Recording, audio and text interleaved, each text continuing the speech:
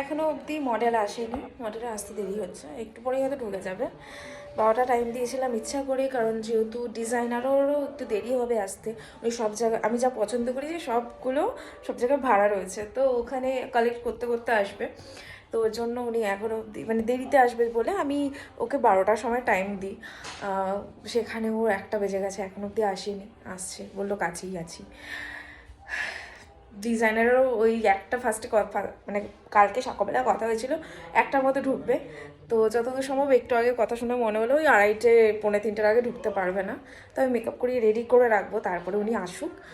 আর আজকে ইচ্ছা আছে অন্য মানে এইভাবে আর করবো না, আউটডোর করবো আজকে। আমি আর শুভদীপ মানে যে আর কি ফটোগ্রাফার, দুজনে মিলে আলোচনা করে আউটডোরে একটা চিন্তা করেছি। দু জায়গায় আমরা এর মধ্যে দুটো শ্যুট করবো আমরা আউটডোরে। একটা হচ্ছে সর্ষে খেতে, আর আমি যবে থেকে সর্ষের ক্ষেত বলেছি তারপর থেকে না চারিদিকে আমি সর্ষের ক্ষেতেরই শ্যুট দেখতে পাচ্ছি, জানি না কেন। তো সর্ষের ক্ষেতের, আর একটা হচ্ছে আমাদের গঙ্গাঘাটের ওই দিকটা।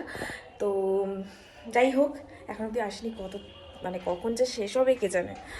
আর আমি এই ড্রেসটা পরছি, শুধু এটা পরলে পরে খুব ঠান্ডা লাগতো, আর দেখতেও একটু কেমন লাগে, তো ওই জন্য একটু ডিজাইন করে নিজের মতো করে একটু কাস্টমাইজ করে নিয়েছি আজকের ড্রেসটা। টেনশনে আমি মাথা ভেজা, আমি এখন মানে না আঁচড়েছি না কিছু, যে এদিকে লেট হচ্ছে, ওদিকে আবার আলো পড়ে গেলে আমরা শ্যুট করতে যেতে পারবো না আউটডোরে, সেই আবার আমাদেরকে ইনডোরই করতে হবে, পুরো প্ল্যানটা পুরো ভেস্তে যাবে।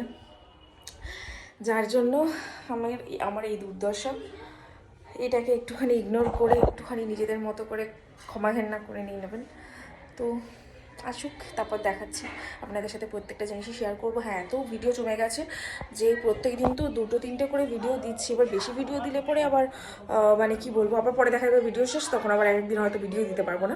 এজন্য প্রচুর ভিডিও জমে গেছে, সব কটা ভিডিও আসবে, আমি জানি না এই ভিডিও আবার কবে আসবে। তো ঠিক আছে, আসবে, আপনারা দেখতে তো পাবেন। চলুন।